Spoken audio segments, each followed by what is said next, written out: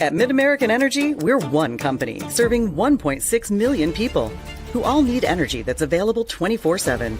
That's why we work 24/7. That's why we make investments in our systems that make us more resilient to extreme weather. That's why we generate power from all available resources to cover the variables in supply and demand. And that's why when the power is knocked out, we work around the clock to restore power to you. Mid-American Energy, obsessively, relentlessly at your service. Here in Greater Des Moines, we're the unexpected sports mecca that feels like home. We are the big ballers, the little kickers, the underdogs, and the bulldogs. We've got events wacky and wild, big and small, we host them all. And that old sports cliche, nobody believes in us? Nah, when you come here, you'll believe. Because in Des Moines, only the S's are silent. Let's go! When you choose Delta Dental of Iowa, you set a chain of good in motion because we invest in your community. So whether you get your plan at work or purchase it through us, you get more than great dental and vision insurance. You make a difference for others. Choose Delta Dental for your smile, for your health, and for your community.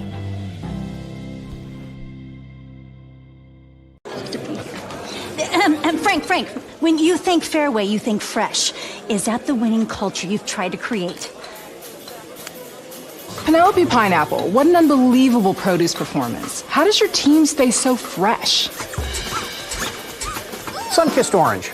Is it true Fairway has offered the freshest produce in town since 1938? What can we say? Our produce is so fresh, we're speechless. In Iowa, we all play by the same rules. Hard work pays off, practice makes perfect, success is something you earn, and teamwork helps us all be winners. The Iowa Pork Producers Association is proud to support statewide high school athletics. Because on our team and on yours, what we bring to the table is what brings us all together. Learn more about our commitment to Iowa at iowapork.org.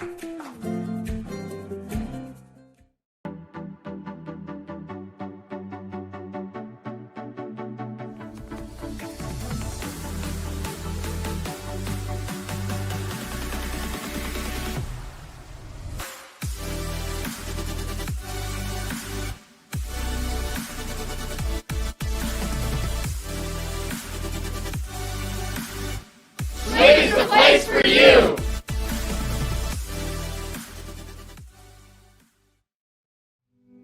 Freedom Tire is proud to support the Iowa Girl through their sponsorship of the Iowa Girls High School Athletic Union. With 6 locations around the metro, you're never far from getting you back or keeping you on the road. Our certified staff and state-of-the-art technology means you can take comfort knowing you've got the best work at the best prices. Give us a try at Freedom Tire, a proud supporter of the IGHSAU. The Iowa Farm Bureau is proud to present the state softball tournament and celebrate the accomplishments of Iowa's student athletes. To the Iowa Farm Bureau, this is more than just a sport. It's hometown pride, it's hopes and dreams, it's our future leaders. It's a reason to do more and be more. And it's that farm-strong spirit that can only be found in Iowa. Congratulations to the student athletes and coaches on an outstanding softball season. And remember, today's successes are just the beginning of tomorrow's achievements. The Iowa Girl is in the spotlight at the Iowa Girls High School Athletic Union State Softball Tournament from Fort Dodge, Iowa at the Harlan and Hazel Rogers Sports Complex on the north side of town. It's State Softball 2024 in Class 3A, number 1. Benton Community, and number 8, the Solon Spartans. Hello, everybody, along with Andy Pollack. I'm Paul Yeager. Glad to have you here with us this morning. Andy, how's the voice? I'm good. Everything, the games were so exciting yesterday. We had everything. I joked this morning on social media. It felt like about every situation possible in softball got checked off the bingo card yesterday. Anybody following along at home throughout the live streams during the course of the day saw upsets. They saw great calls. They saw questionable calls. They saw certain situations happen that you don't always see. It was a really fun day of softball on day one. And you were working one of those extra inning games solo, so I'll try to rely on you since your voice is going to be in full form today. You'll be just fine. It was just a warm-up. I'm good to go. It's just a warm-up. Well, Solon and Benton are WAMAC conference foes. They're doing battle for the third time this year. They've split in the regular season. You have Solon, which is one of those teams, as you look how they got to state. There's many who didn't think they were going to get to state. I mean, they're 18-24, but they have started to play well since the 1st of July, and that's when it matters. They knocked out Center Point Urbana to get here. They're 16th in hits. They score 7 runs a game. Addie Miller is their leader. 6 home runs, Izzy Freeze. And then you look at Benton, 31-7. This is the team that everybody kind of thought would be here. This is number 1. But Benton struggled in regional final play. They beat Eagle Grove, but it took a come-from-behind effort. They're pretty good at fielding. They're really good at hitting, and they're really good everywhere else, especially when it comes to the long ball. It's 2 teams just in general with a really storied tradition, multiple state titles, teams who have been here many, many times. Solon, you brought them up. They lost their last 4 games of the regular season, and then you get hot at the right time. And in these one-game playoffs that come along with the postseason in high school sports, that's a big deal. It's not double elimination or the World Series like you see so many times at the college game and how that all works out. It's one game, and if you have someone that happens to hit the long ball, like you talked about, Benton Community, the leader in the state in home runs, they hit the ball so hard. It's a great offensive team, but. You get hot at the right time like Solon has got right now. You win a couple games, you make things happen, and before you know it, you're playing here in the state quarterfinals. Benton is coached by Jordan Rettenmeyer. She played at Cedar Rapids, Washington, and Buena Vista. She's assisted at Independence. She was head coach there. She's only been the Bobcat head coach since 2022, but this is a team that was at the tournament last year, had good results. What's that experience do, Andy, for when you come in when you are now the one everybody is targeting? Well, not only that, but just being here before and seeing people, being here in front of the atmosphere, your whole entire community comes out, supports you. A lot of times you'll be staying in a hotel or the dorms the night before. It's just a little bit different. But once you've had that the first time, the next time you come back, it's more of a business trip. You shake off some of those nerves, and you're here ready to roll. We'll talk a little bit more about Solon when we come back. This is the Digital Network 3A quarterfinal from Channel Seeds Field in Fort Dodge, Iowa. You're watching the Iowa Girls High School Athletic Union Digital Network powered by Mid-American Energy. Frank, when you think Fairway, you think fresh. Is that the winning culture you've tried to create? Penelope Pineapple, what an unbelievable produce performance. How does your team stay so fresh? Sun-kissed orange. Is it true Fairway has offered the freshest produce in town since 1938? What can we say? Our produce is so fresh, we're speechless. Freedom Tire is proud to support the Iowa Girl through their sponsorship of the Iowa Girls High School Athletic Union. With 6 locations around the metro, you're never far from getting you back or keeping you on the road. Our certified staff and state-of-the-art technology means you can take comfort knowing you've got the best work at the best prices. Give us a try at Freedom Tire, a proud supporter of the IGHSAU.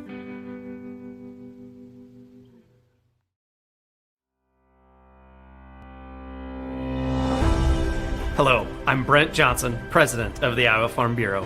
And I'm Erin Gerlich, Executive Director of the Iowa Girls High School Athletic Union. We'd like to thank you for joining us for the Girls State Softball Tournament. The Iowa Farm Bureau knows that strong, vibrant schools are the cornerstone of our communities. That's why we're proud to be the title sponsor of the Iowa Girls High School Athletic Union and this amazing state tournament. This tournament not only showcases Iowa's elite teams, but the athletes competing here today are among our nation's best and brightest. And Iowa's farmers are among the nation's most productive. Our partnership with the Girls Union gives us the opportunity to recognize both, all while supporting and lifting up the Iowa girl. With the help of the Iowa Farm Bureau, we celebrate students' efforts not only on the field, but in the classroom as well. The Iowa Farm Bureau is committed to your success and supports our organization and the Iowa Girl. Through millions of dollars they provide in awards, grants, and scholarships that recognize athletic and academic excellence. As Iowans, we have a lot to be proud of. Whether you're a student competing here today or a fan tuning in, we all play an important role in making our state great. So, from the Iowa Farm Bureau and the Iowa Girls High School Athletic Union, congratulations to your school on a terrific season, and good luck in the tournament games.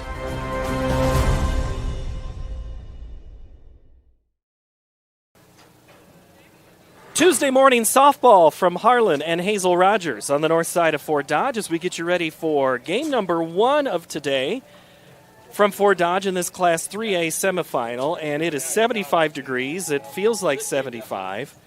But here's the thing. We have a little bit of a precip chance increase as the day goes on, which is a little more of a concern than I think we had yesterday. We're going to, we'll play through rain if we can. It's the other problem. Yesterday you said something, we're not going to say what you said, that was 477 miles away, as I read that text and then heard you mention it on the broadcast. Let's just say we weren't worried about weather yesterday. It was a beautiful day for softball. But yesterday was a good day. It was 5A, 4A, and 2 games of 3A. Let's start in 3A, just because that's what we're in today. Williamsburg knocked out Prairie City Monroe, and then in the 8th, on a walk-off home run, Dubuque Wahlert comes back. I think they scored 7 runs or 6 runs in an inning to beat Sumner Fredericksburg Tripola.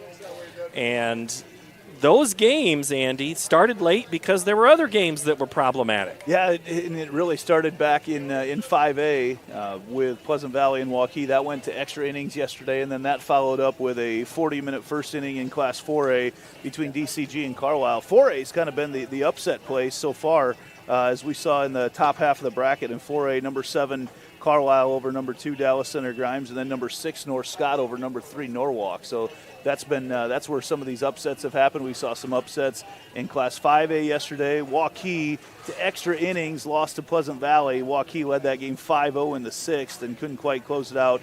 Number 6 Urbandale over number 3 Muscatine yesterday. Number 5 Ankeny over number 4 Waukee Northwest, and then Valley right now just hitting the ball so well in Class 5A. They're going to be a tough out for anybody all the way through the lineup. The Tigers, and Coach Bakey's got one of his best hitting squads he's ever had. And that's saying something, considering all the good teams they've had over the years there at Valley. They really, in the last 3 weeks of the season, have come on and played really well. You mentioned Solon losing games before getting to the state tournament. Ankeny lost. I think it was 6 of 7 going into the regional final. And so interesting how that works out. Again, you get hot at the right time. 1-game playoff.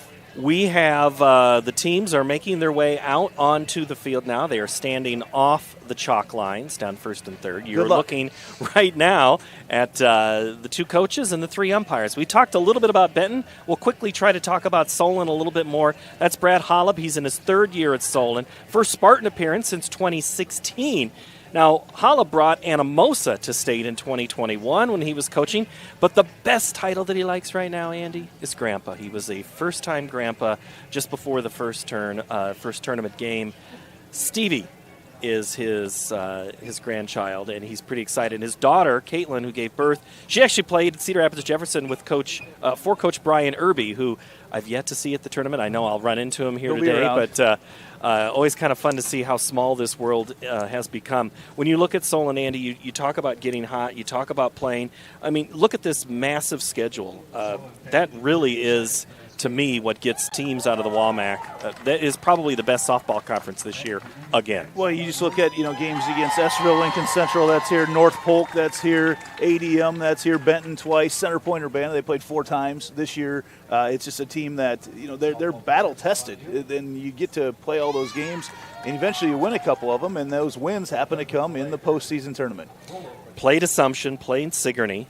Sigourney plays later today. We are going to have the last 2 games of 3A, then 2A and 1A as the games unfold here today. And tomorrow will be semifinals, the 5A, 4A championships on Thursday, and then the 3, 2, and 1 championships on Friday. We're going to go upstairs to Tim Fitzpatrick. He'll introduce you to both teams. You'll be able to hear the introductions, meet all these players as you're watching all around the world today on the Iowa Girls High School Athletic Union Digital Network. For Andy Pollack, I'm Paul Yeager. Let's go upstairs and have our introductions from Tim. Fans and welcome to Rogers Sports Complex in this 3A quarterfinal game between the visiting team, the Solon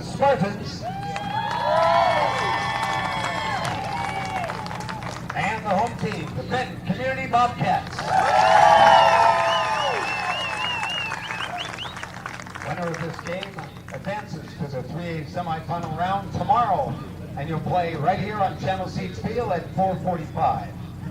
Now let's meet the teams. First of all, the non-starters for the visitors from Solon. Number 3, Dylan Ostrander. Number 4, Layla Kanazi. Number 5, Lydia Nelson. Number 22, Olivia Tracta. And number 24, Zoe Grimm. Your assistant coaches, Corey Keeney, Monica Bevins. And now, here's your starters. For the Solon Spartans, leading off, playing second base, number 18, Keegan Kleppy. Batting second in right field, number 21, Lainey Hinkle. Batting third at shortstop, number 15, Izzy Freeze. Cleanup hitter for the Spartans. In left field, number 11, Eddie Miller. Batting fifth, the designated player, number 12, Emerson Miller. Batting sixth, doing the pitching, number 25, Kendall Jensen. Batting seventh at third base, number 23, Bailey Woolley. Batting eighth, doing the catching, number 1, Avery Babbitt. Batting in the ninth position, the center fielder, number 2, Caleb Messick. And your flex player at first base, number 16, Addie Walter. Head coach for the Spartans, Brad Hullum.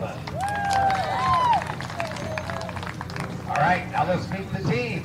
From Benton Community, here are your non-starters. Number 4, Caitlin Bonowitz. Number 6, Marissa Nolte. Number 8, Olivia Brendas. Number 9, Libby Freeze. Number 11, Laura Junkie. Number 15, Paige Meyer. And number 20, Kellen Kuiper. Your assistant coaches, Brent Harvey and Matt Busher. And now, here's your starters for the Bobcats of Benton Community. Leading off, playing shortstop, number 3, Emma Townsley. Batting second and third base, number 12, Hannah Greiner. Batting third, here's the catching, number 19, Anna Glade. Batting up hitter for Benton Community, doing the pitching, number 18, Jessa DeMoss. Batting fifth in center field, number 16, Lena DeMoss. Batting sixth at second base, number 10, Callie Nolte. Batting seventh in right field, number 14, Lexi Hebert. Batting eighth in left field, number 2, Sophia Seeks. Batting in the ninth position, the designated player, number 5, Brittany Seeks. And your flex player playing first base, number 1, Ellie Williamson. Coach for the Bobcats, Jordan Rettenmeyer. Now, ladies and gentlemen, turn your attention to home plate area. Our umpires for this contest: at first base, Arnie Bruco. At third base, Ruth Kaiser. And calling the balls and strikes today, Cameron Brooksey. Now, to be so kind, face the center of the facility as we honor our veterans, all those around the world that serve our country each and every day to protect our freedom and our great country of America.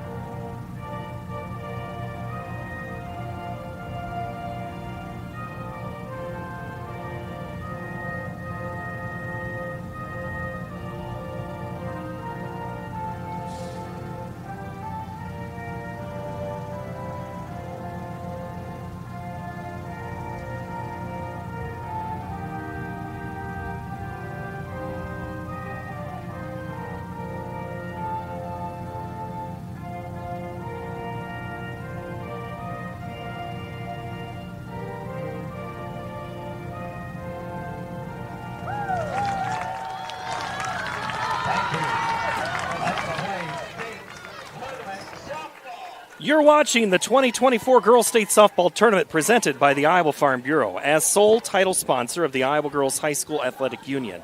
Iowa Farm Bureau believes in the Iowa girl and cultivating individuals with great character, a strong work ethic, and exceptional leadership skills. By investing in Iowa's youth, we're investing in Iowa's future.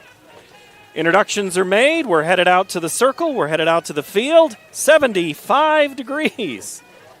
Wind is moving a little bit from west to east.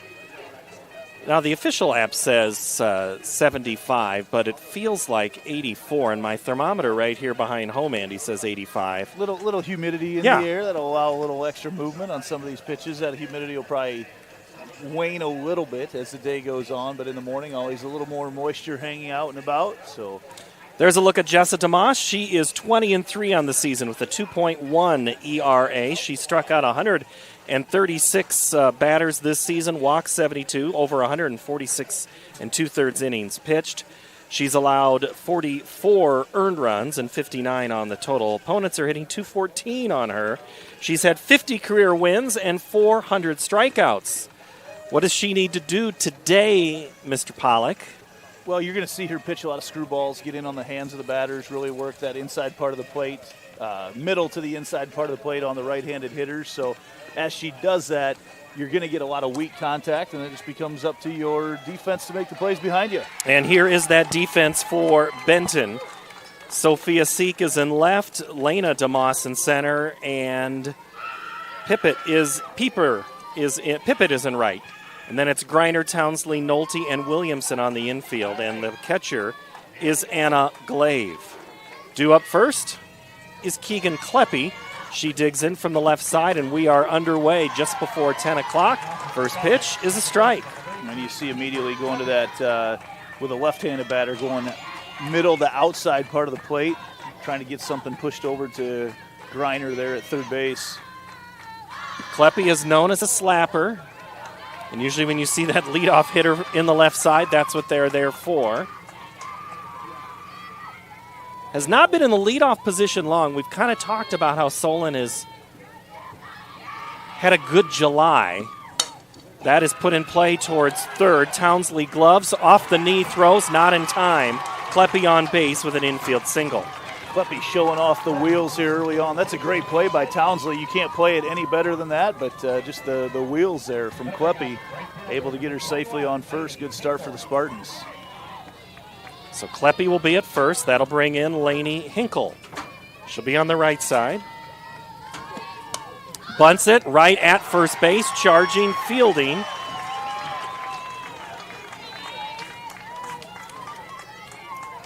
I love the pitch call coming there from DeMoss because you see the bunt, you expect it to be coming, playing some small ball as Solon's going to scratch out any runs wherever they can.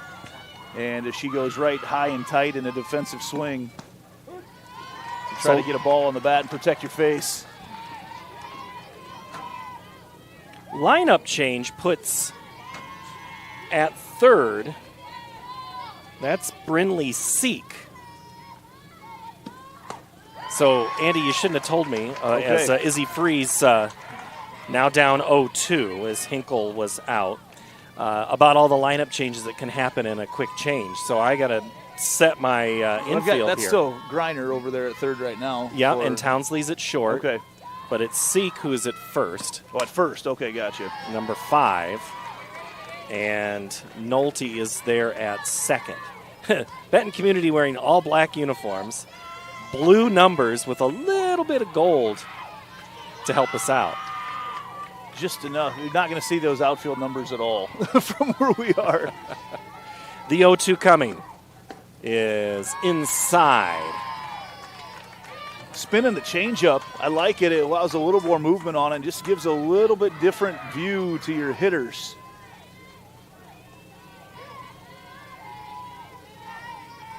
DeMoss winds and fires. That one goes upstairs for a ball, and it's even at 2 balls and 2 strikes.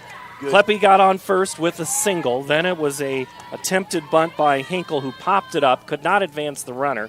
So it's up to the third place hitter, Freeze, and the 2-2 coming from DeMoss. Spins in, side, and the count goes full. Well, I really love that discipline coming from Freese on the 1-2 pitch to lay off the rise ball.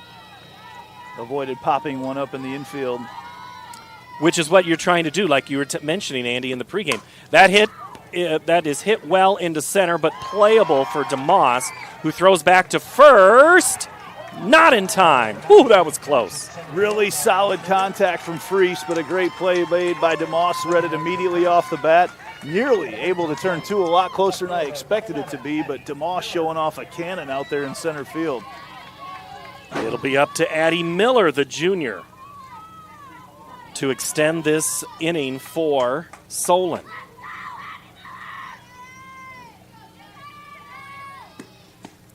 First pitch is spun.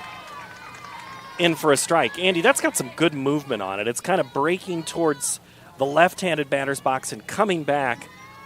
You know, you call that a curveball, it's a screwball, it's a great pitch, whatever it is. Yeah, now they're going to go try to work the outside part of the plate, try to work it outside in, and you're seeing it there, just the movement coming in that time a little bit late on the break, so not able to be a strike, but I just love the view that we've got to see the movement on these pitches throughout the course of the day. You have a headset on, right? Not the walkie-talkie calling the pitches? The 1-1 is swung on and fouled off of Miller's leg. It'll be a foul ball, and the runners go back. Well, by my count, I think I'm up to close to 300 softball games I've watched since April, so you start to pick up on a few things over the course of the season. Off season, huh? 300? Yeah, about to head into it. You know, you got about a week break between spring league and fall league. The pitch to Miller is a changeup that just hung up there long enough. Miller able to keep the weight back, fouled it off to do it again. Well, and you're still seeing trying to work that outside-in movement. And, you know, there's a couple different ways of looking at it. You're going outside and trying to break it in to avoid the hitter swinging at it, or you got the one that you're trying to induce where you pitch it looks like a pitch down the middle, and then it breaks in on the hand. She's worked both angles of that so far. DeMoss gets the swing and a miss, and the bottom just absolutely fell out of that pitch. Strikeout number 1 is out number 3 for Solon. No score after half an inning. At MidAmerican Energy, we're one company serving 1.6 million people who all need energy that's available 24/7. That's why we work 24/7. That's why we make investments in our systems that make us more resilient to extreme weather. That's why we generate power from all available resources to cover the variables in supply and demand. And that's why when the power is knocked out, we work around the clock to restore power to you. MidAmerican Energy, obsessively, relentlessly at your service.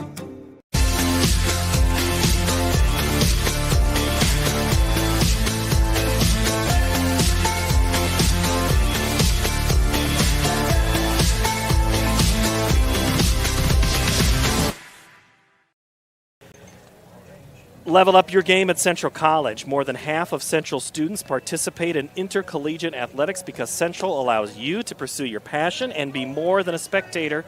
It's the best decision ever. Apply at central.edu. Central College also hosting a show choir camp yesterday. It's also the Iowa Choral Directors Association meeting. And my uncle happened to be speaking, Wartburg guy, on stage at Central, taken by his wife, the Luther grad. I think we just needed a BV and a co to get a full hand there of that conference will a lot of times, or that get together also coincides a lot of times with their football team camp going on. So my worlds collide of having a lot of music contacts and football contacts there at the same time, and been invited to join them to sing a few times where they get together after hours and join, but usually have football duties to take care of. Then they hear plenty of my singing over at football. Well, listen anytime you want. Kendall Jensen goes to work for Solon, and the first pitch to the ever-dangerous Emma Townsley is a ball. Townsley, just name it, she's done it. 5-year starter. And she bats here with a 1-0. Looks at a called strike. 269 hits, which is third all-time for Benton Community. She's a leader both on and off the court. Field. Well, court is what I'm transitioning to. She's going to play basketball at American Rivers Conference, Wartburg. Bunt is popped up, bounces 6 feet foul. And it'll be 1-2. Following in her father's footsteps there.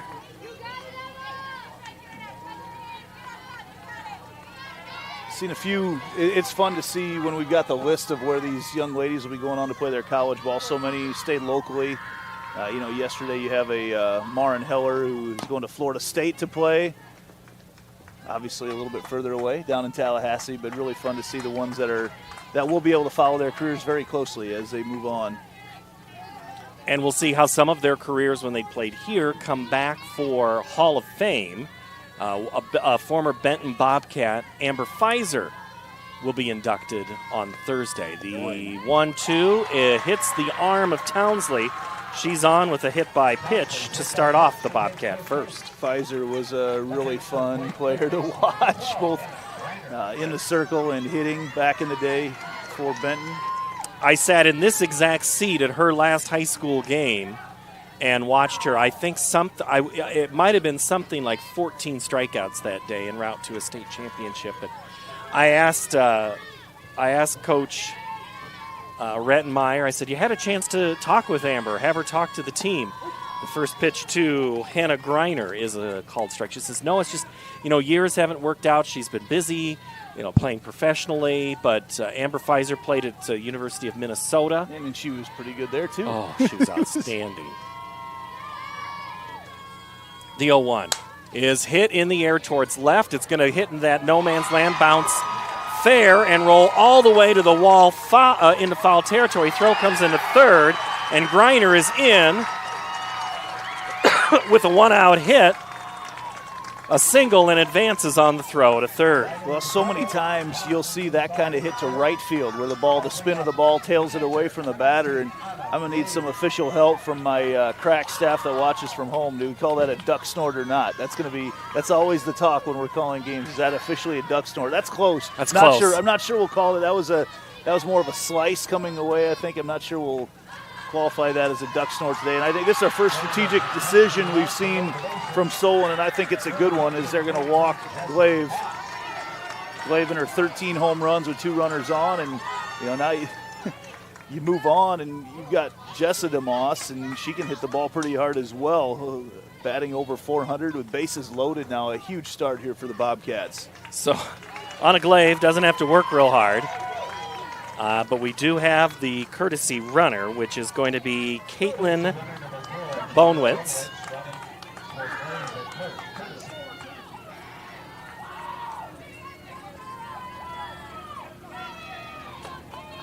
And that is an IMT insurance substitution. Be worry-free with IMT at imtins.com. So Glaive gets the job done, loading the bases without ever swinging. Well hit in the air, but it's going to be just off the dirt. Going over, then going off of her glove, it's freeze. They'll collect and step on the bag to get the forced play. That thing was hit a mile high before Woolley collects the out. So we have a run in. So probably interesting here. That's right in that tweener territory of being able to call an infield fly or not. And there's no set boundary between infield and outfield, so a shallow hit to the outfield can be called that. They elected not to go with it right now, and I think that's what you're going to see. Solon wants that to be called right now, too. They're going to want the infield fly. I think that's the discussion, and that obviously would keep that run from scoring. Well, no, because she dropped it anyway, so they can advance, so the run scored either way. Coach Hollab out there, he's asking what the Iowa Girls High School Athletic Association wants coaches to do and say, you missed that call. They want you to say, did you miss that call? No, they want you to ask a question. What did you see is really kind of what they want you to lead with, and that is part of the good sportsmanship relationship that's supposed to happen. How do I express my displeasure with your decision? So Townsley scores. Greiner is out.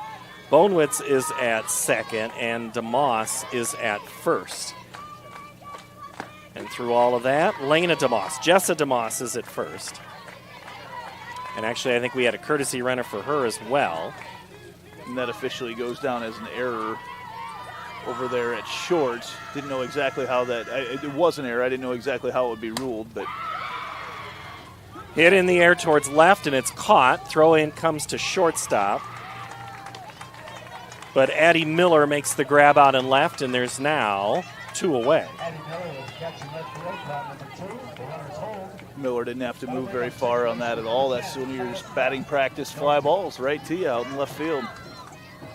So that'll bring in Cal Nolte, the sophomore, playing second. And Jensen is a pitch away, or an out away, from getting out of this inning where it looked incredibly positive for Benton. Bases loaded and nobody out. Well, and they still have to finish this out. We've seen a lot of 2-out rallies come from teams in this tournament so far. That pitch misses from Jensen. I'm getting varying degrees of duck snort calls or not on that hit to lead off in the group. From my softball junkies out there. We're gonna. The 1-1 changeup misses, and Nolte is ahead in the count. 2 balls and a strike. Well, and that's a spot that it's a good miss.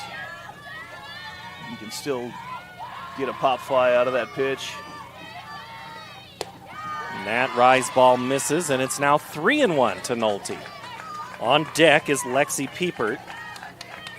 Nolte's shown a wide variety of pitches that she'll throw so far, and very few high school pitchers anymore have overpowering fastballs, and it makes it all the more important to have these other pitches in your arsenal, and she's using those right now.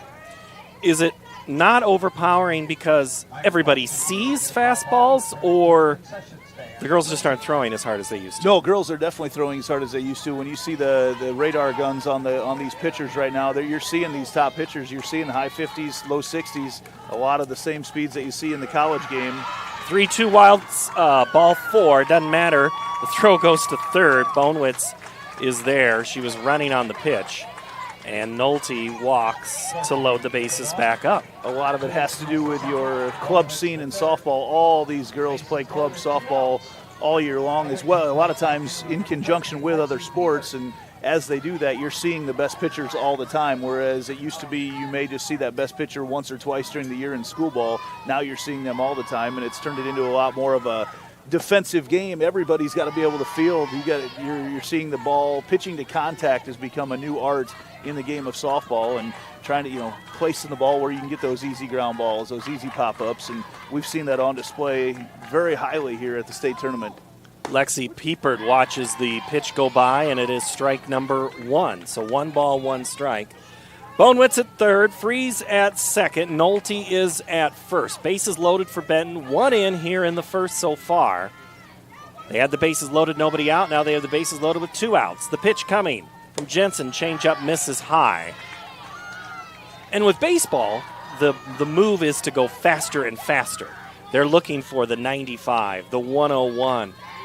Maybe not as much location as it is heat, the 2-1. Popped up on the infield, but it's going to bounce fair and then be fielded foul. I thought that thing bounced in fair territory. It bounced fair, and then it got touched in foul territory. It got touched in foul, so that makes it foul.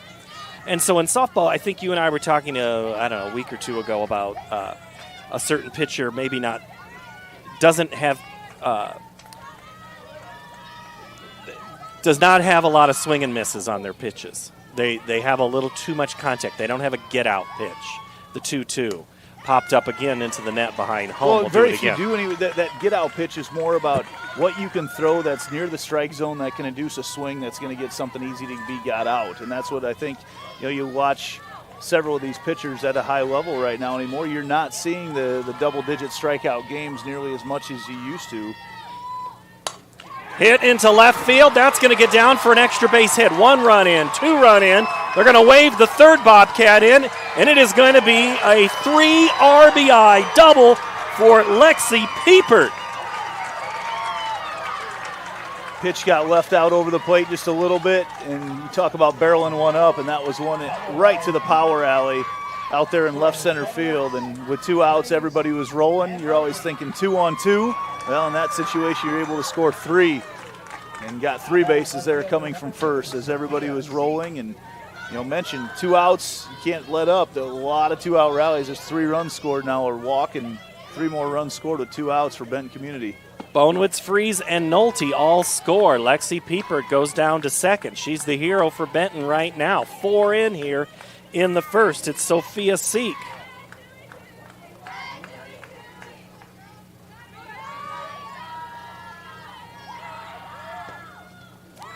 Ball bounces into the plate for a ball. Huge hit for Piepert there. She's had her batting average increase from one year to another, from 160 to 281. She's down to her last 2, maybe 3 softball games of her career. She'll go to Iowa State in about a month to be a student. How about that for a send-off present? Keep playing softball at the state tournament. Right up till you leave, basically. The 2-1, change-up, swing and miss. That was the first time we've seen inside-out movement on the right-handed batters. She broke that away from Piepert. Just a little bit different there. Again, changing speed.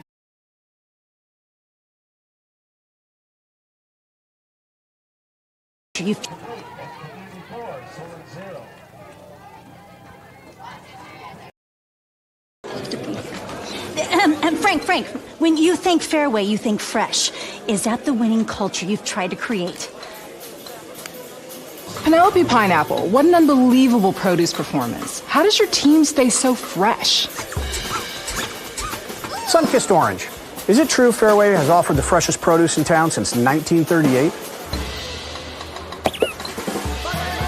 What can we say? Our produce is so fresh, we're speechless.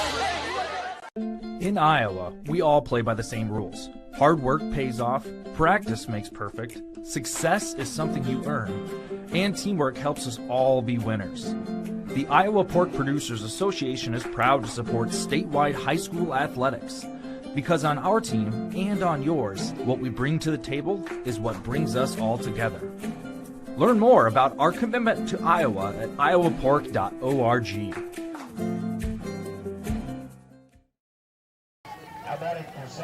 Bobcats score 4. They lead 4-0 here in the second inning. Solon sends Emerson Miller, Kendall Jensen, and Bailey Woolley to the plate this inning. So they go to the bat on the middle to bottom part of the order. The next pitch from Jessa DeMoss is a called strike. 1 ball and 2 strikes. Emerson Miller up now for Solon. Younger sister to Addie.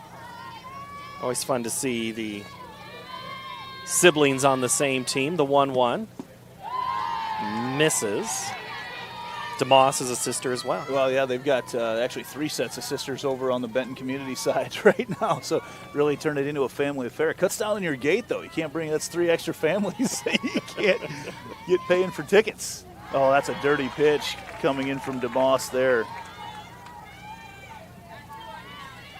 Drop ball broke basically right after it hit the chalk line for the batter's box.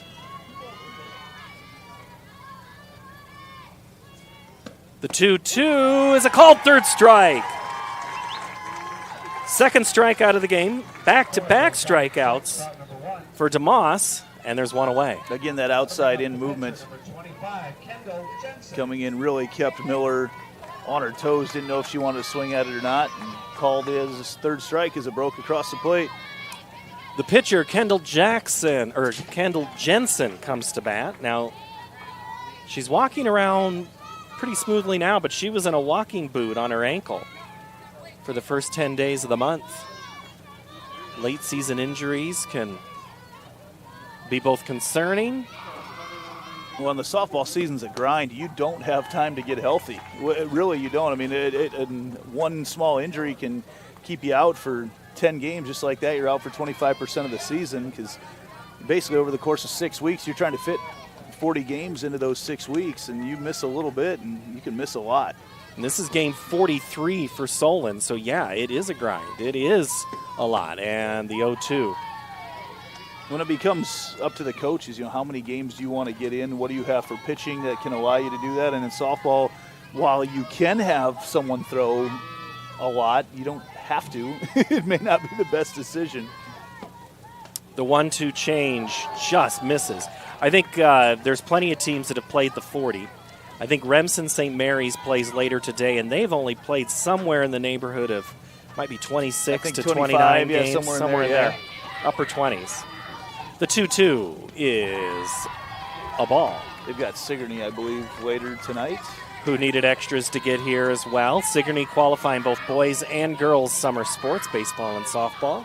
Going to be the last time we see Carly Goodwin pitch at the state tournament. I feel like Carly Goodwin's been pitching at the state tournament as long as I've been watching the state tournament. She's been around forever.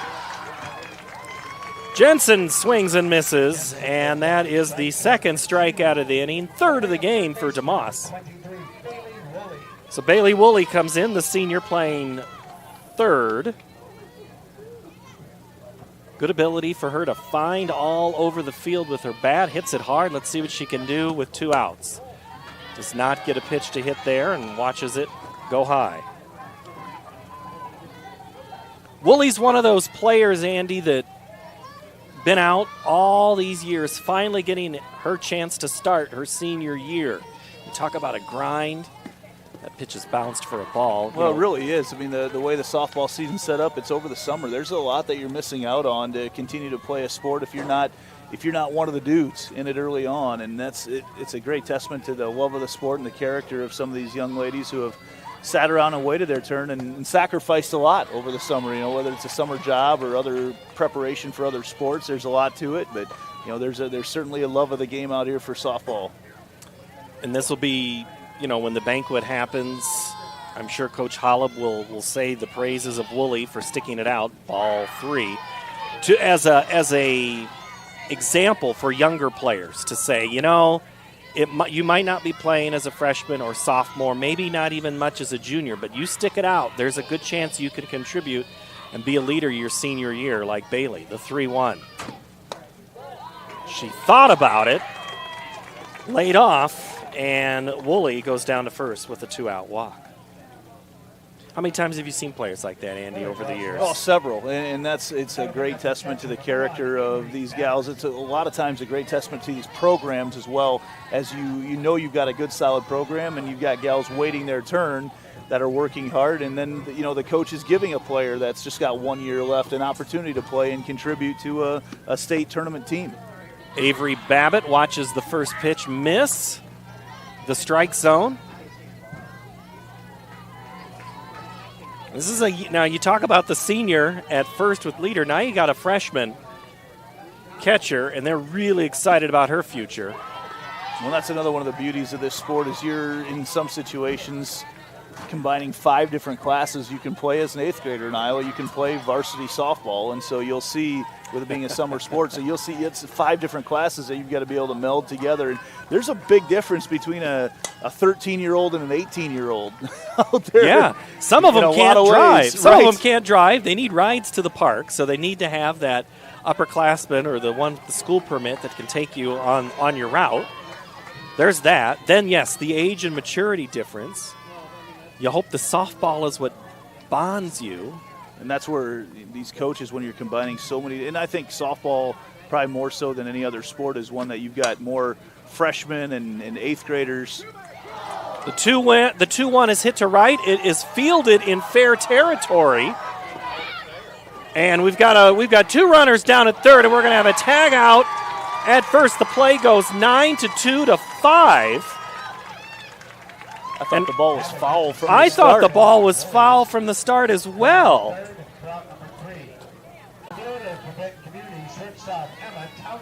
So Townsley, the senior shortstop, led off the game with a hit by pitch for Benton. Bats again from the left-hand side of the plate.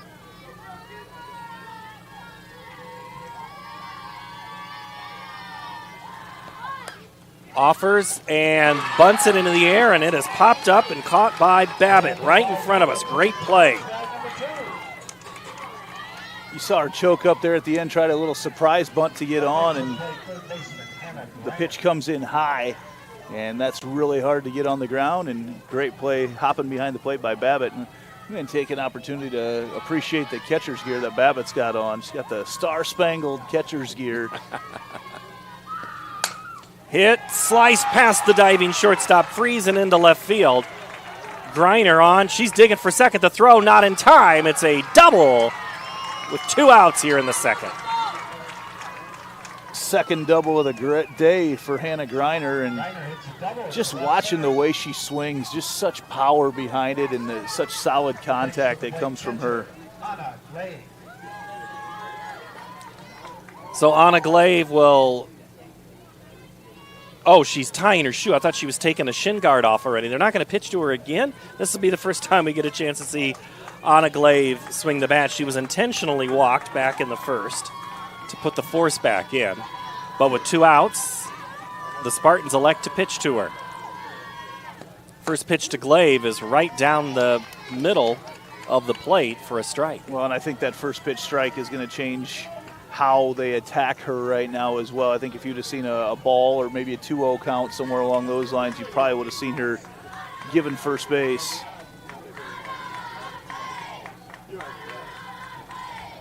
The pitch. Change up is hit towards center, and rolling over to get it is Messick, and that is the inning.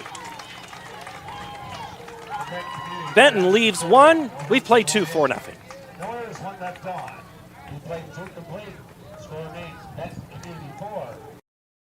Here in Greater Des Moines, we're the unexpected sports mecca that feels like home.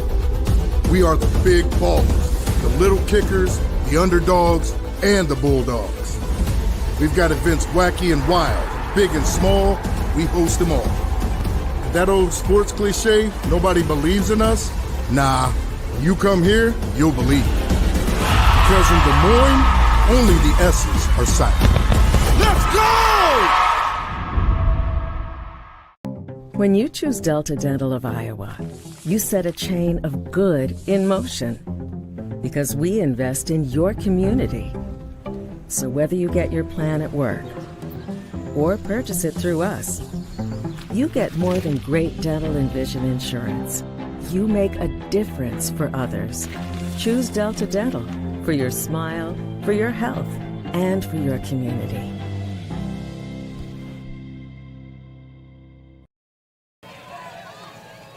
We go to the third. Benton Community leads 4-0 over Solon here at the Iowa Girls High School Athletic Union State Softball Tournament. We have hopefully our connection back with you. Thank you to the crew to make sure it happens. And I think Luke's on camera. Is that right today? Devin is directing. Takes a lot of coordination, a lot of things to go right to get something and up. Peter's telling us what to do and where to go, which is normal. Yeah. Seems about right, Andy. That's always. Which is good. We need direction in our lives. It's you get the get the old guy out here to help direct us around a little bit. Messick watches another ball, evens it up at a ball and a strike. Messick, Kleppe, and Hinkle due up for Solon here. That's 9-1-2. Benton rolling right now, up 4-0. Peter mentioned our wives are not up here. I think, did your wife play softball? Did Amy play? Okay, I didn't know if she was likes she played for Britt West Hancock or not back she in the did day. not, and but she knows how to score the game, knows the game, watches. Yeah, you guys have watched plenty of baseball and softball in your house. Base hit into center field for Messick. She sliced that one just right behind second base, and it's a leadoff hit for Solon. Jess played softball, right? Yeah, Jess played softball. She was a very, very good second baseman back in the day. Had quite a few honors playing there, so it's always been, have 4 daughters that have played, so always been a big part of what goes on in our house. And one done. One's done, One checked off and done already. Yep. The pitch to the leadoff batter, Keegan Kleppe.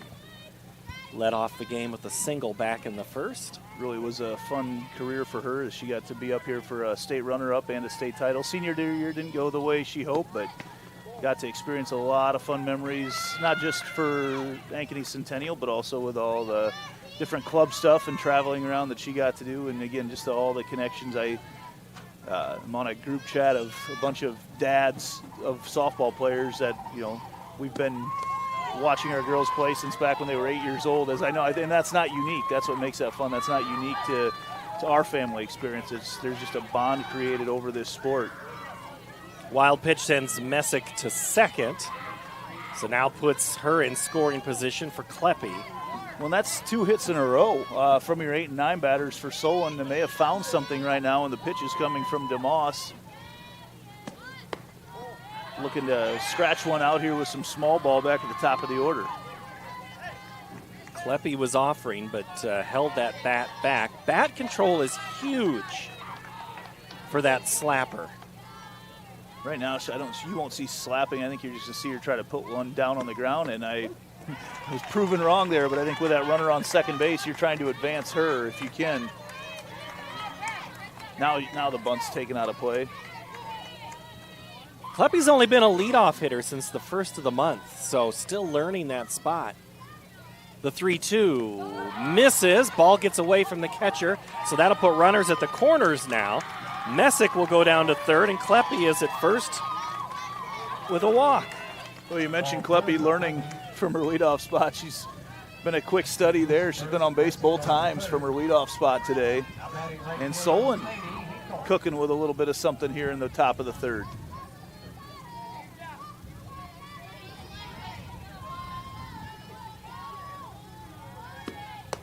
Coach, and the throw to second is they go all the way, and they get the out, and the run scores. That was designed all the way, as Benton Community working with a 4-0 lead right now, more than willing to give up that run in the name of getting the out. And that sets you back to playing your normal defense as well. No one on base, using your normal alignments. I think both teams are probably satisfied with the result of that play. So the Spartans score a run. Messick gets the first tally. And as you said, the bases are loaded. Popped up on the infield, roving over is the shortstop Townsley. Gets under it, catches it, and there's 2 away. That ball was hit so high, and Townsley got there so fast that had to take a couple moments because I think she was getting uncomfortable waiting for it to come back down and hit the ground. She got there really quick. The thing about from beyond the pitching circle on a pop-up is it's a little more traditional, and you can get used to it. It's when it's inside, first pitch here to Freeze is a ball. For when it's inside the circle, and especially around the plate, it is so hard, and it takes a lot of repetitions before you get that spin figured out on where it can go. Well, not only on the path of the ball, but you've got a lot more players converging on it as well when it's something in front of the circle. You got, could be coming from third, pitcher, first, catcher, a lot of different people communicating and having to call each other off to make those plays. You take out that hierarchy in something like that, because a lot of times your hierarchy of calling off fly balls is coming from the outfield in and talking from shortstop over to second. But when you're talking first, third, catcher, and pitcher, there's a little bit different angles and talking that's going on. Izzy Freeze, 1 ball, 2 strikes, 2 outs here in the inning, and it's hit into left field for a base hit past Greiner, and it's fielded by Seek, and it's a 2-out hit for Solon. Freeze is an all-conference center fielder.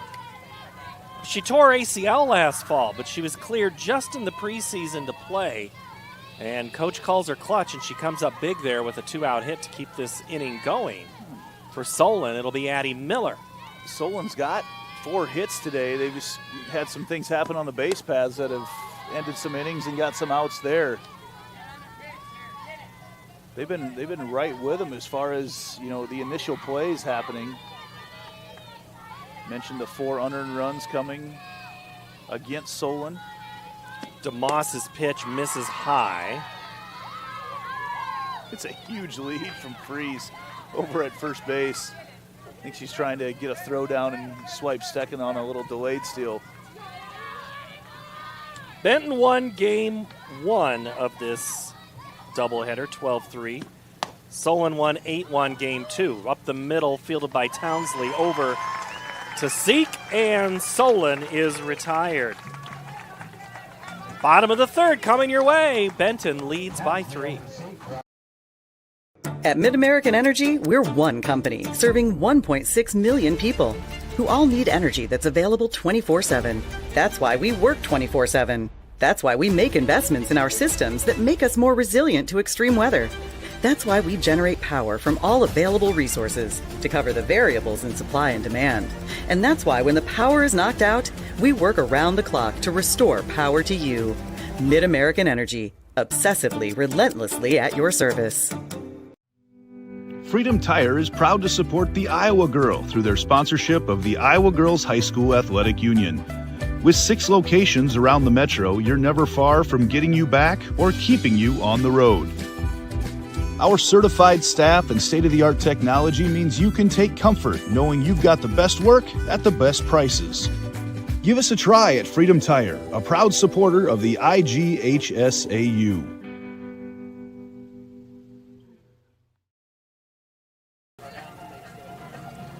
Fans' official state tournament merchandise is now available online. Get your smartphones out and go to IGHSAU.org to browse and customize your merchandise to match your style. I've seen some of that merchandise around here, and it's there's some good-looking stuff. So we head to the bottom of the third. Benton Community coming up to the plate with DeMoss, and Nolte, and we head back to the play-by-play Golden Tones of Paul Yeager. Thank you, Andy Pollock. 4-1, 3-run lead now for Benton. Scored them all in the first. Spartans pushed one across in their half of the third. Let's see what Benton can do. First pitch goes inside to Jessa DeMoss. The pitcher reached on an error last time.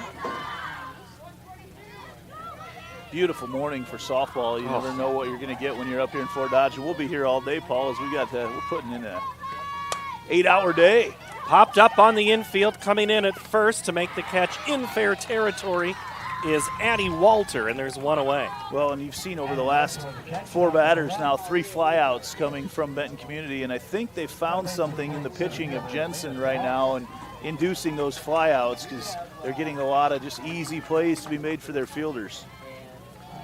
Jensen, the senior, Coach Hollub said she is pitching her best right now.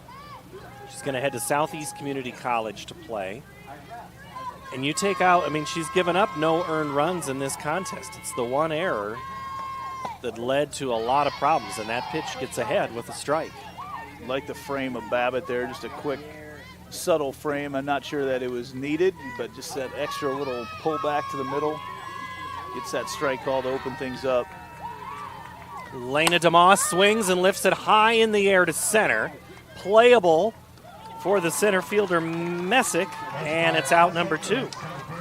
So over the course of, 8 outs, 5 of them have been flyouts from Benton Community, and I think, again, Jensen just really getting those pitches. And what you're seeing right now is the target. Babbitt is getting really down low, giving a low target, and then they're coming back with some rise balls coming from low to high, and you get underneath that ball, and that's why you're getting some of these easy pop flies. Look how low Babbitt gets down there. Nolte. First pitch ball to her, Cal. The sophomore walked in her last at-bat. Another one of those players that's had good transition from freshman to sophomore year.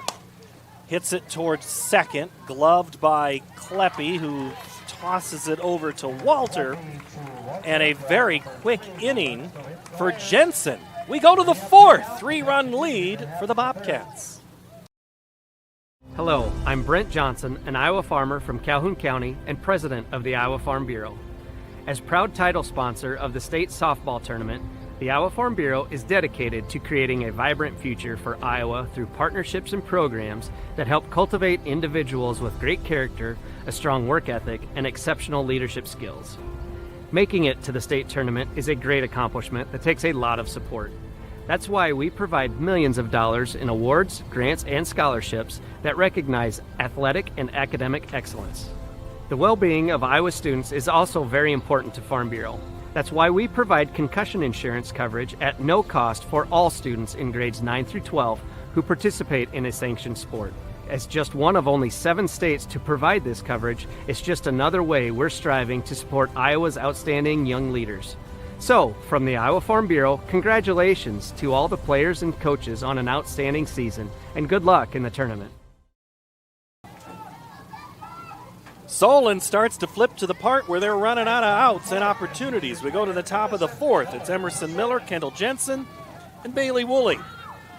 Along with Andy Pollock, I'm Paul Yeager. Glad to have you here. Class 3A quarterfinal Benton in black, Solon in white. Conference foes from the WAMAC. And they're almost on the exact same parallel of Highway 30. Cedar Rapids in the middle, kind of equidistant. Solon just a little bit south. Beef days were last weekend. I saw that. I was Did you watching see the hay bale toss? Oh, yeah, I was watching that. Always a treat. I wonder if I could still do that and maybe get one even above my head right now.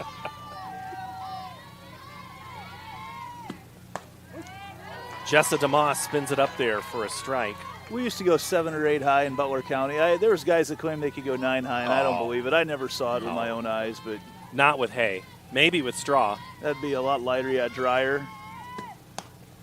Foul ball to the right. Ooh. into the little box. Guy that's got the bucket of balls, yeah. Surprised him as it bounced back down off the net. That place is great early on, but get on about 4 o'clock, the sun starts to get into It's there. an oven. It is an oven there, yeah. Emerson Miller, the freshman, struck out back in the second. Bats here in the fourth, and we'll have another pitch as it's ball 2. Yeah, 9 high. I don't believe it. They claim. I mean, that was the Clarksville people. They claimed they could go 9 high, and I never saw it happen. Swing and a miss by Miller. Another strikeout. We had a horse operation close by my dad's office. My dad's a veterinarian up in Butler County, and there's a horse operation close by, and that's where we all wanted to go bale hay anytime they needed somebody to help out, because not only did they pay $5 an hour, which was huge at that time. Doesn't seem like that long ago, but when I talk about $5 an hour, that dates me a little bit. Not only that, but they had ice cold Mountain Dew and oatmeal cream pies waiting for us back at the barn every time you went back. That was a huge drawing card. So I've always figured when I'm hiring high school kids, Mountain Dew and oatmeal cream pies, that's the answer. Kendall Jensen, the senior, has the count, 1 ball and 1 strike. For some reason, they won't work for $5 an hour anymore, though. I can't figure that out. The 1-1. Hit. Drifting out of play, but right in front of the net is Glaive. What a play for out number 2. Well, you talked about that earlier, and those balls that are hit back here, anything in front of the circle, and Glaive has to turn her back to it and chase it all the way, and there's even a little tail blowing it back in. Never caught the net, even though it was right up against it. I had my eyes on that thing the whole way down, and she made a great play. We're kind of at that point where it's like, I could actually still see the ball. That might actually stay in play, and it did. We have seen balls come over the net. There's about a 1 foot gap that a ball comes over the net and comes down and smashes our equipment, and it takes a 1 in a million shot, but we've seen it happen. Bailey Woolley, the senior, reached on a walk in the second. Bats here in the fourth. 1 ball, 1 strike, the pitch. Called strike.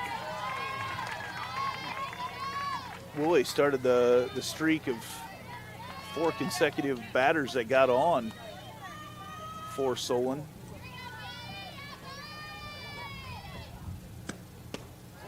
DeMoss, nice pitch. Anytime I see equipment smashed, I'm reminded of a couple years ago, Alex Cohen, our friend that does play-by-play for the I-Cubs. They had their window open in the press box, and a foul ball came back and popped up on the infield. Townsley catches it. He lost two hard computers last year because of foul balls. We go to the bottom of the fourth, 4-1. At MidAmerican Energy, we're one company serving 1.6 million people who all need energy that's available 24/7. That's why we work 24/7. That's why we make investments in our systems that make us more resilient to extreme weather. That's why we generate power from all available resources to cover the variables in supply and demand. And that's why when the power is knocked out, we work around the clock to restore power to you. MidAmerican Energy, obsessively, relentlessly at your service. Frank, when you think fairway, you think fresh. Is that the winning culture you've tried to create? Penelope Pineapple, what an unbelievable produce performance. How does your team stay so fresh? Sun-kissed orange. Is it true Fairway has offered the freshest produce in town since 1938? What can we say? Our produce is so fresh, we're speechless. Thank you again to the Iowa Farm Bureau for presenting the 2024 Girls State Softball Tournament, a sole title sponsor of Iowa Girls High School Athletic Union. Farm Bureau recognizes athletic and academic achievement on the mound, diamond, dirt, and in the classroom, helping to nurture Iowa's future leaders. Right fielder, Lexi Peepert. Lexi Peepert, Sophia Seek, Brinley Seek. First pitch from Kendall Jensen is a ball. Force a habit, checking out the dirt on the way up here today. Things look good. Except for the spots that were drowned out. Many years, Andy, we've come up here, and the only thing green were the fields where they play games or warm up on. Yeah, it's been a heck of a year growing-wise. I know from basically this spot north, there's been way more rain than they can handle, but boy, down in central Iowa. 1-1 is lifted high in the center, drifting back up against the fence, making the grab is Messick for out number 1. Peepert hit that ball about as hard as you're going to see without it actually going over.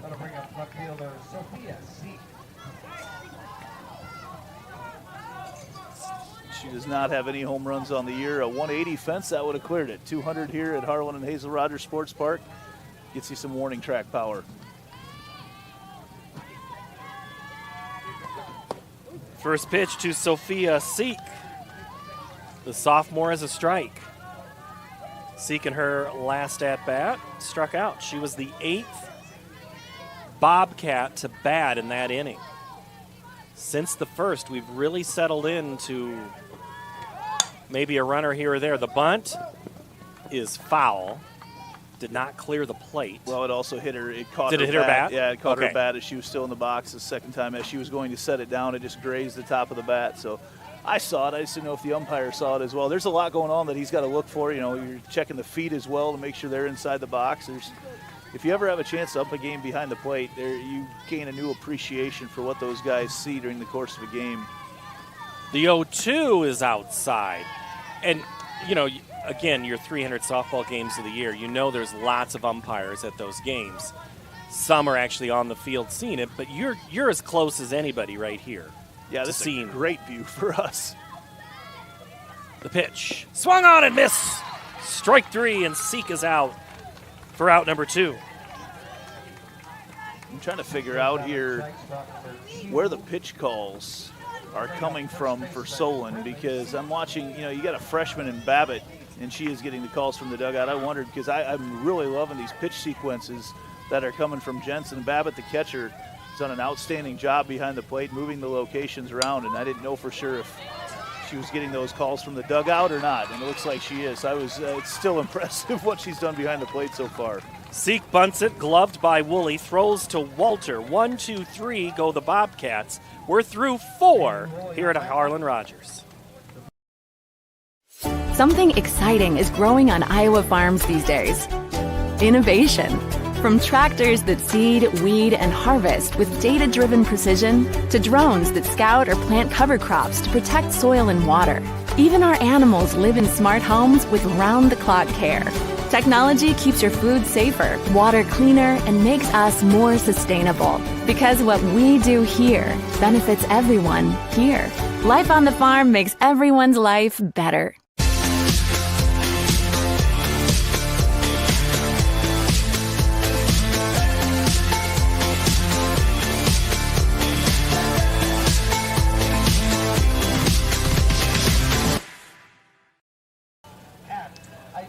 Level up your game at Central College. More than half of Central students participate in intercollegiate athletics because Central allows you to pursue your passions and be more than a spectator. It's the best decision ever. Apply at central.edu. Headed down there tomorrow. Well, there's the parking lot. A few cars starting to show up here, Andy. Yeah, you're headed down to Pella tomorrow? Yep, I'll be there. 4-1 here in the 5th in Solon. Top of the 5th for Solon. Avery Babbitt, Kayla Messick, and Keegan Kleppe. 8-9-1 due up for Coach Hollub's Spartans. Swung on and hit foul down the first base line and out of play. This part of the order has been very productive for the Spartans today. That's a spot, you get down to the 7, 8, and 9 batters, and the depth becomes important because that's one thing that, your top teams, the bottom of the order being able to hit is so important, and that's where Solon stayed in this game today. Babbitt swings and misses, and she's out. That's a tough pitch to hit from DeMoss. Drop ball breaking away. And Babbitt, you were really impressed with her as a catcher. She's just working on that, developing that bat. She'll have to set it up and do it again as that comes straight into the net, knocks back the clock and thermometer. That says 86 degrees. Yeah, as your we thermometer's approach gone 11 up a o'clock. little bit. Yeah. Messick, 2-year starter. Senior. Coach Hollub said his team needs to play loose and have some fun. Right now, when you're down 3, it's hard to have fun. But you got to keep loose here. No, they've settled in, though. I mean, they gave up all those 4 runs in the top of the first, and they could have easily packed it in, but they've continued to swing the bat well. They've out-hit Benton Community since that time. And at some point, you got to string together a few of these and they get, a couple outs on the base paths away from this being a closer game. The pitch is popped up towards second. Coming in, gloving it, is Nolte for out number 2. Can of corn, I think they would call that one. Nolte just has to take a couple steps to make the play, and you get back to Kleppe, who's been really, really good today.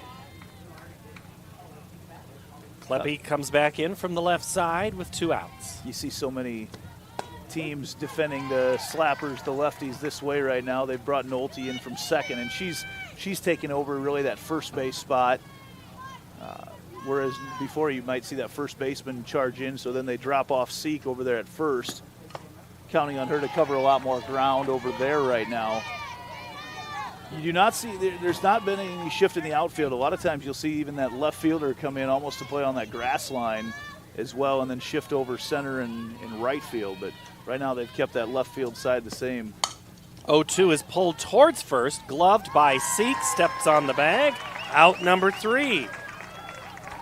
1, 2, 3, and now it has been 7 in a row retired by DeMoss, or by Jensen. No, by DeMoss. By DeMoss. We'll go to the bottom of the 5th. At MidAmerican Energy, we're one company serving 1.6 million people who all need energy that's available 24/7.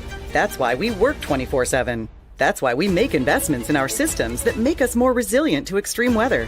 That's why we generate power from all available resources to cover the variables in supply and demand. And that's why when the power is knocked out, we work around the clock to restore power to you. MidAmerican Energy, obsessively, relentlessly at your service. Freedom Tire is proud to support the Iowa Girl through their sponsorship of the Iowa Girls High School Athletic Union. With 6 locations around the metro, you're never far from getting you back or keeping you on the road. Our certified staff and state-of-the-art technology means you can take comfort knowing you've got the best work at the best prices. Give us a try at Freedom Tire, a proud supporter of the IGHSAU.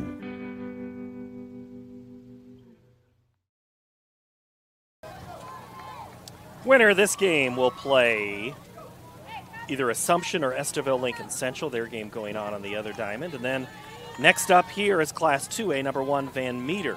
And they'll play West Fork. West Fork, the combination of Sheffield, Chapin, Meserve, Thornton, Rockwell, Swaledale, Franklin, and southern Cerro Gordo County. Used to be my territory when I was working for 104.9 KLMJ up in Hampton. Got to see hit some good baseball teams. SCMT's always had good softball up there, but some good baseball teams back in the day as well, back in the late 90s, early 2000s. Emma Townsley, her third at bat of the game. She's been hit by a pitch and popped up to the catcher. Bats here in the fifth with her team up 4-1. And I know, Andy, it's going to look like 4-1 if you didn't know what happened in the first inning. This is a very even game, like you were saying. Sure. Yep. I was thinking back to just between the innings here when we have Timmy Fitz singing the Take Me Out to the Ball Game. He does such a good job of keeping the crowd very engaged with everything. Townsley reaches out, puts enough air underneath that Walter can make the grab. That's the 8th batter retired. Esterville, Lincoln Central, Davenport, Assumption are 1-1 in the bottom of the second. I was just looking that one up. The Midgets. Say that score again, I'm sorry. 1-1 in the bottom of the second. So that's a slow-moving game for a 1-1 score right now. But during that, it was funny to see Avery Babbitt, the catcher, come out for Solon. Big smile on her face. You could tell she was singing along to Take Me Out to the Ball Game. And again, being down here, I just love to see the joy that these gals play with. Well, you should be happy. She's a choir person. Oh, she is. That's good to know. Coach says she's in choir. That's probably why then. That's right. You know how those singers can be. We both do. 1-0 is punched hard into right. That thing was on a rocket ship. Greiner breaks the streak, gets on board. First runner the Bobcats have had since the second inning. Well, Greiner, comes into the game batting just a shade under 500. She's 3 for 3 now on the day, and it's the way that she barrels up that ball is unlike any other player I've seen. Just consistently here throughout the state tournament, she is constantly just solid contact everywhere she wants to put it from the left side. Anna Glaive, the junior. First pitch high from Jensen.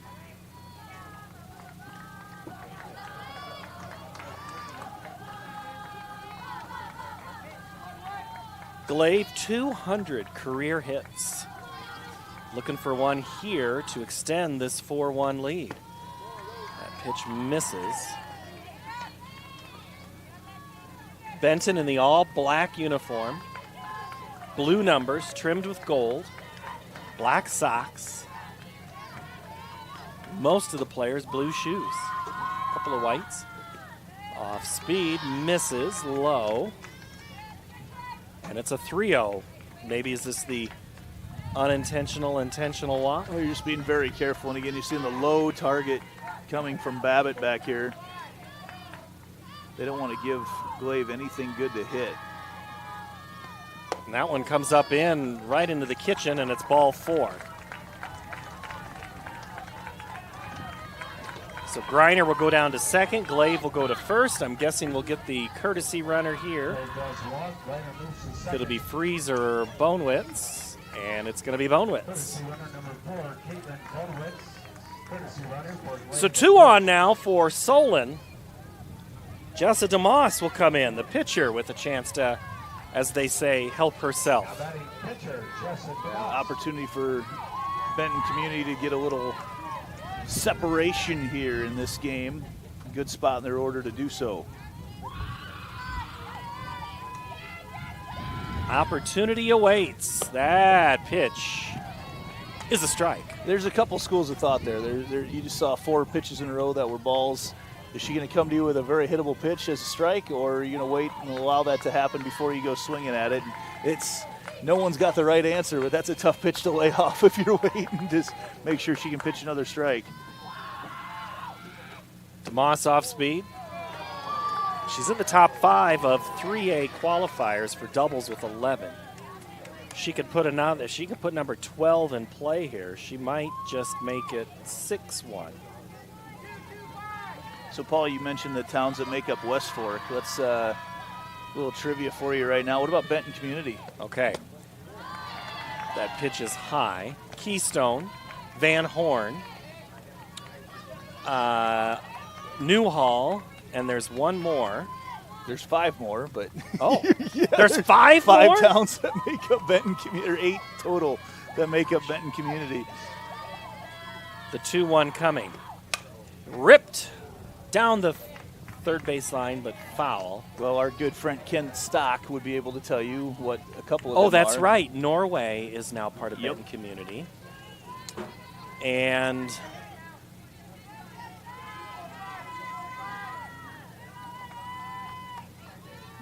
well, the school is in Van Horn, the high school. Pitches outside for a ball. Keystone is where you had to go through on the detour for a summer off a highway when the 21 detour was going on. They were working on that. The old, is it Johnny Cash sings a song, I've Been Everywhere? I think that song was about you and driving around the state as you do your work for Market to Market. Oh, ball 4. Wow, Solon fans thought maybe that was a strike. And the bases are loaded. Didn't miss by much. All right, help me out. What are my last ones? So we got Norway, Atkins, Newhall, Blairstown, Watkins, Keystone, Elberon, and Van Horn. Elberon, that's Yep. the one I would never, you could have given me any clue. I would not have remembered Elberon. But we've had Benton Community, I mentioned, I had them in basketball. The Bobcats they were in the state title game a couple of years ago. Coach Zittegren. Talked to Coach Zittegren's father. In fact, he's like 6 seats down from us, Gary. Emma and Jessa DeMoss were part of those teams. Ripped right at third. Woolley had no chance. That hit her arm. Oh, my. That was a shot, and we're going to have time called. A run is going to score on that hard hit ball right at Woolley. I think we're going to see that one again. Ball by DeMoss for a single. Reeves moves to second, Bonowitz to third. Just a rocket. You don't quite see it. It just absolutely bounced off Woolley. And she is moving that right arm. Well, I think it caught a little of the glove first, but it doesn't. It may take a little of the sting away, but that is especially if it catches the elbow, that can be very painful. And I think we're going to see Woolley come out. Holy cow.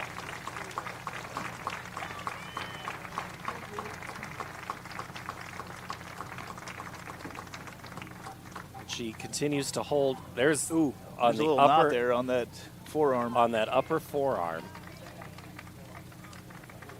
Because she went to go pick the ball up, and I think she realized right away I can't throw the ball anyway. Yeah, now right. When she went to grab it.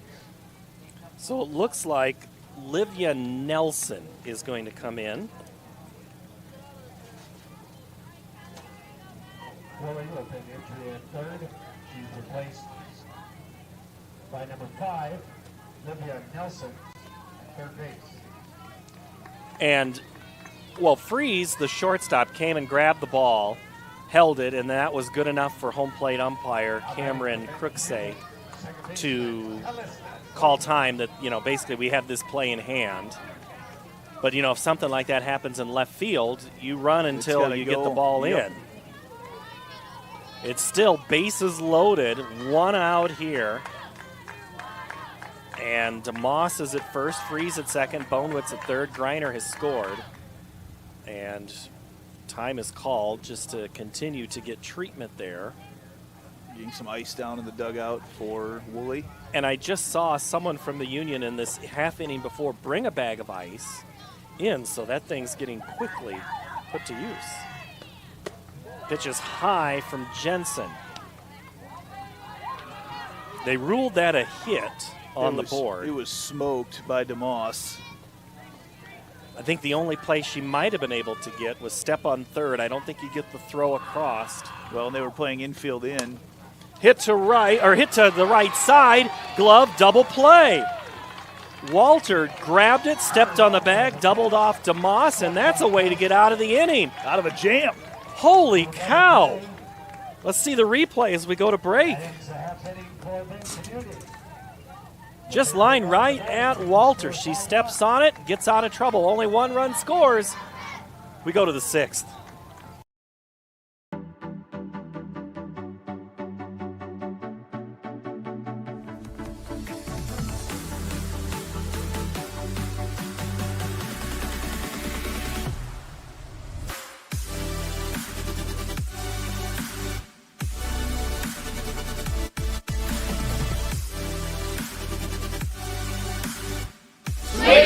place for you.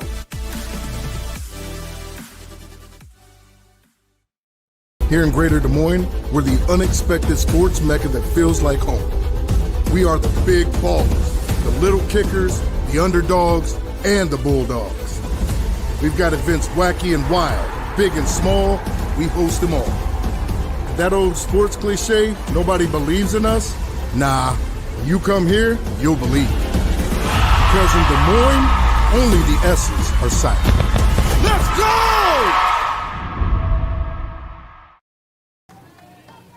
Farm Bureau knows that strong, vibrant schools are the cornerstone of all communities. That's why they are the proud title sponsor of the Iowa Girls High School Athletic Union and this girls' state softball tournament. They believe that by investing in our youth, we're investing in Iowa's future.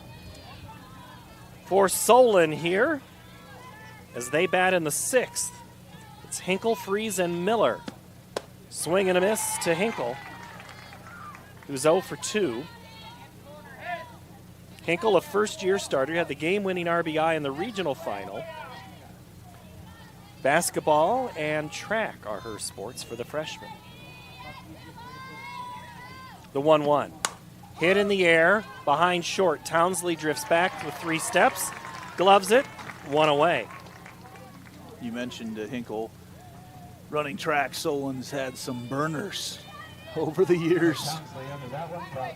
On the girls' side, on the guys' side too, they've had some great athletes, but on the girls' side especially, they've had some outstanding girls' track teams.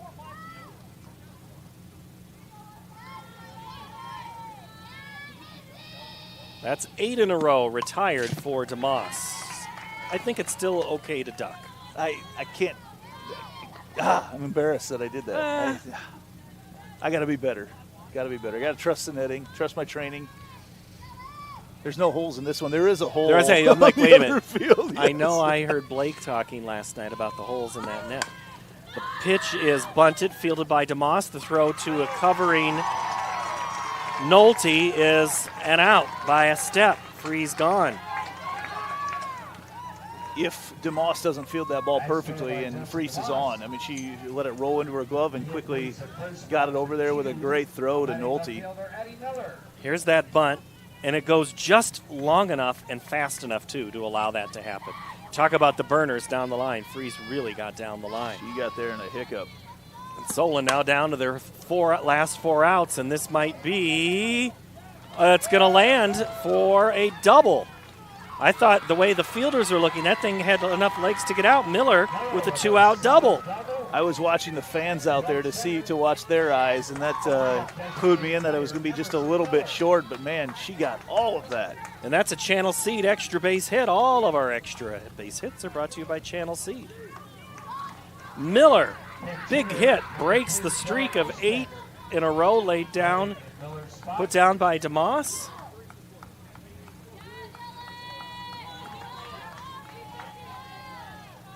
I think we have a pinch hitter. Dylan Ostrander is a sophomore.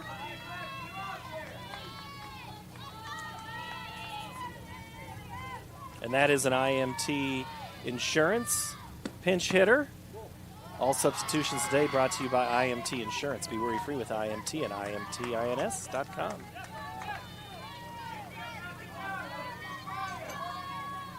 To the beginning of this game with 4 runs put up by Benton Community in the top of the first. I was wondering if we were going to get behind schedule. These games are scheduled pretty tight to each other. I thought that might set us back for the day, but these defenses have really buckled down and played very solid. Just that 1 error in the first. And here we are already in the 6th. Addie Miller at second. Ostrander bats. Dylan only at bat number 22 on the season. Batting .333. And the spot that she's pinch hitting for was 2 strikeouts. So Coach Holub trying to try a little different here. But Ostrander is down 2 balls, 2 strikes, 2 outs here in the 6th. 4 outs left for Solon. The pitch is swung on, miss, strike 3, now make it 3. We go to the bottom of the 6th. 4-run lead for Benton Community. At MidAmerican Energy, we're one company serving 1.6 million people who all need energy that's available 24/7. That's why we work 24/7. That's why we make investments in our systems that make us more resilient to extreme weather. That's why we generate power from all available resources to cover the variables in supply and demand. And that's why when the power is knocked out, we work around the clock to restore power to you. MidAmerican Energy, obsessively, relentlessly at your service. Something exciting is growing on Iowa farms these days. Innovation. From tractors that seed, weed, and harvest with data-driven precision to drones that scout or plant cover crops to protect soil and water. Even our animals live in smart homes with round-the-clock care. Technology keeps your food safer, water cleaner, and makes us more sustainable. Because what we do here benefits everyone here. Life on the farm makes everyone's life better. 7-8-9. 5-1, Benton Community in the lead in this 8-1 game. Seating-wise, here in the first-round quarterfinals of the Iowa Girls High School Athletic Union State Softball Tournament, we head to the bottom of the inning with Piepert, Seek, and Seek set to go up for the Bobcats. And now we head back to the play-by-play voice of Paul Yeager. Thank you, Andy Pollock. Good to have you here. How is your voice today, by the way? I'm hanging in there well. Got my Prime Energy drink in me this morning, and I feel good. We got a long day ahead of us, Paul. We'll be here a lot today. That's right. We got a game later today, and there's games all the way until, basically 9, 10 o'clock tonight. You were mentioning the cold Mountain Dews earlier. Now it's the energy drinks. You'd have to have the cold energy drinks for those guys to do, or gals to do work for you on your farm. They get those Alanis, I think, are the ones that the high school kids like. And I was making fun of my girls for how much they like those, and then I went and tried one. I was like, oh, wow, yeah, those aren't bad at all. I brought it up last year, though. As far as I'm a Diet Dew junkie, and here at Harlan and Hazel Rogers Park, you will not find any colder Diet Mountain Dew in the state. There is ice crystals in the pop that you get from the concession stand here. It is so cold. I love it. It's set the bar for all other concession stands. The pitch to Lexi Piepert misses again. Speaking of which, we need to find Tarpey for our meal tickets. Yeah, if we're going to be here all day, got to have food, right? Piepert had a 3-run double earlier in the game. Huge hit back in the first. Also flied out to center. She's a pitch away from being on first with a walk. 3 balls and a strike. Hit towards third, but foul in the coaching box between Jordan Rettenmeyer and Livia Nelson, who remains in the game at third. Yeah, Rettenmeyer, for being a relatively young coach right now, showed a lot of maturity there, not reaching for that foul ball, not being the hero. Off speed is fouled and out of play towards the kettle corn truck. It's always a nice scent to walk up to as well when the wind's out of the right direction as you walk in from the media lot. The 3-2 is hit hard in the air to left, but making great strides back to catch it is Addie Miller for out number 1. That was put on a train destined for left field over the fence. That sounded like the perfect hit. I mean, especially with these new bats that everyone's using right now, you barely feel the bat hit the ball on the best ones, and I would doubt that Piepert felt much of that one at all. It was a high pitch. She got all of it, but these outfielders have played everything very well out there today. Sophia Seek in for the Bobcats. First pitch spins its way right onto the plate. Seek 0 for 2. Pair of strikeouts. On deck, Brynlee Seek.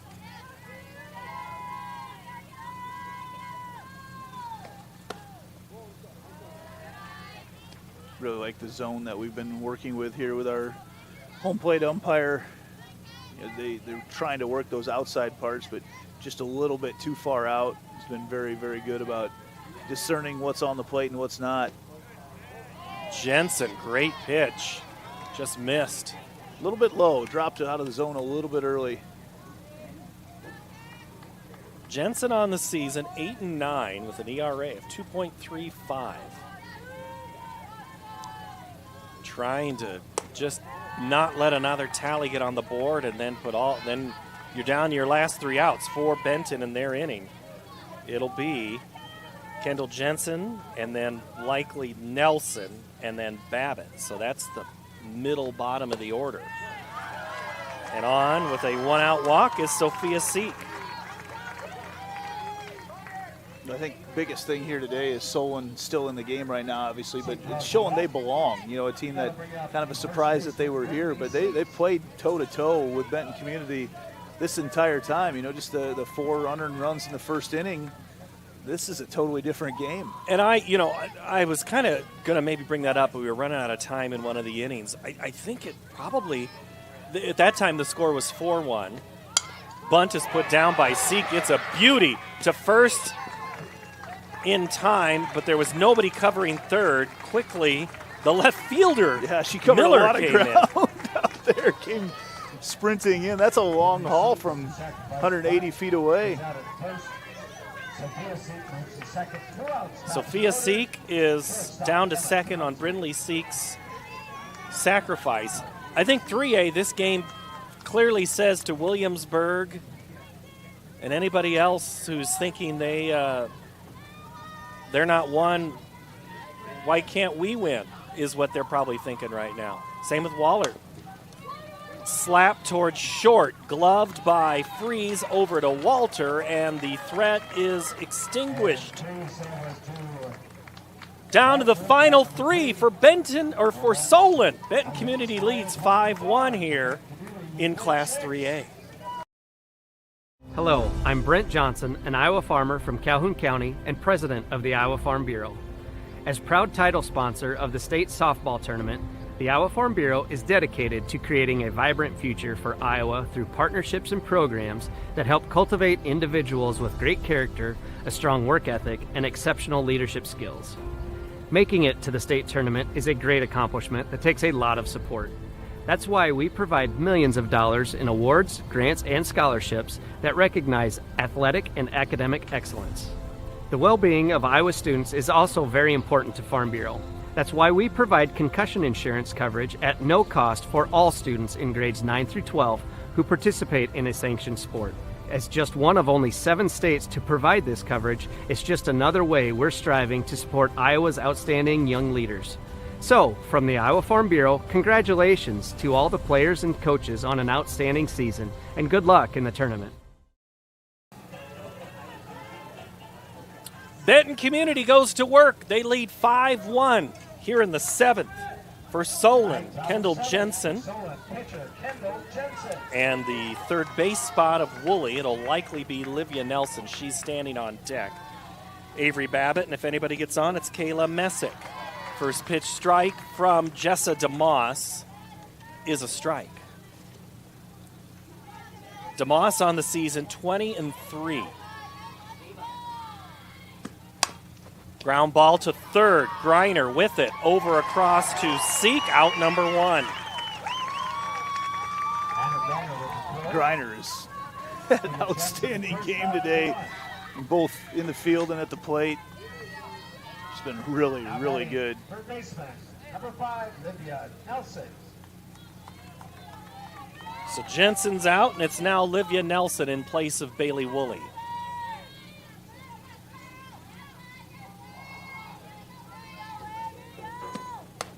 First pitch, strike.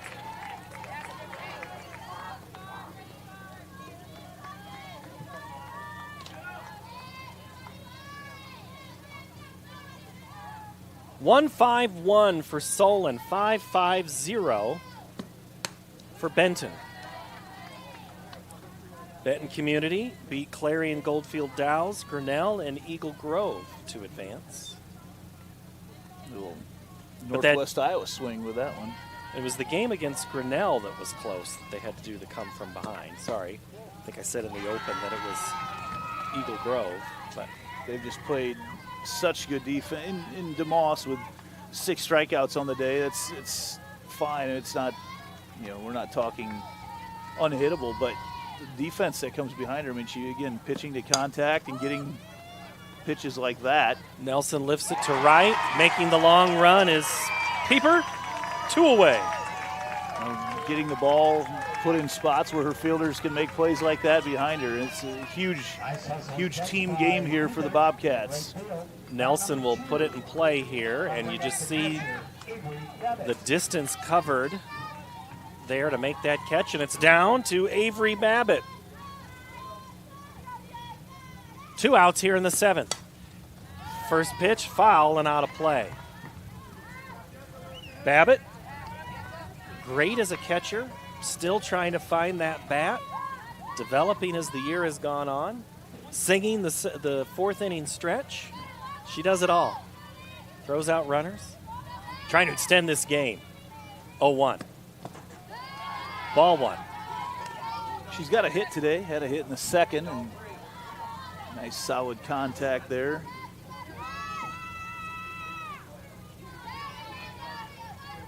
The 1-1 coming from Jessa DeMoss is a swing and a miss.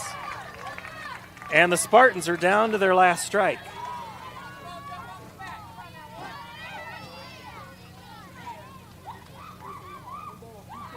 Hazy sunshine. Watching from above the pitch. Swing and a miss, and Benton Community advances 5-1 to move on to the semifinals of Class 3A here at the state tournament.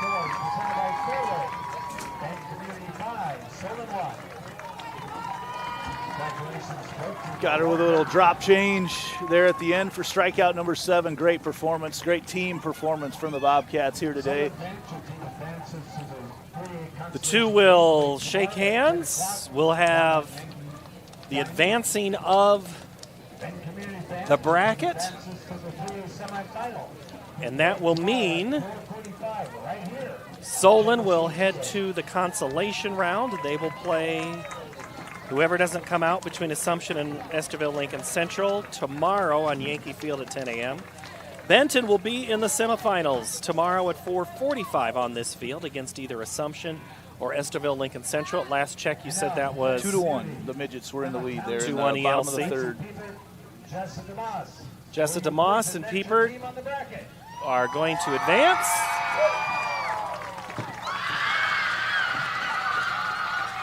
And the Bobcats move on. They improve to 32-7. Andy, as we wrap it up here, what'd you see today? Well, I just love the team aspect here from the Bobcats.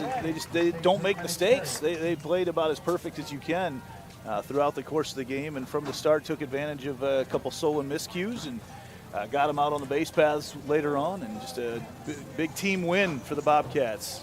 Benton moves on. We step aside. More softball to come throughout the day here on the Iowa Girls High School Athletic Union State Softball Tournament on the digital network powered by Mid-American Energy, and the tournament coverage presented by the Iowa Farm Bureau. For Andy Pollock, for Devin, for Luke, I'm Paul. Thank you so much for watching. So long from Fort Dodge here at the State Softball Tournament.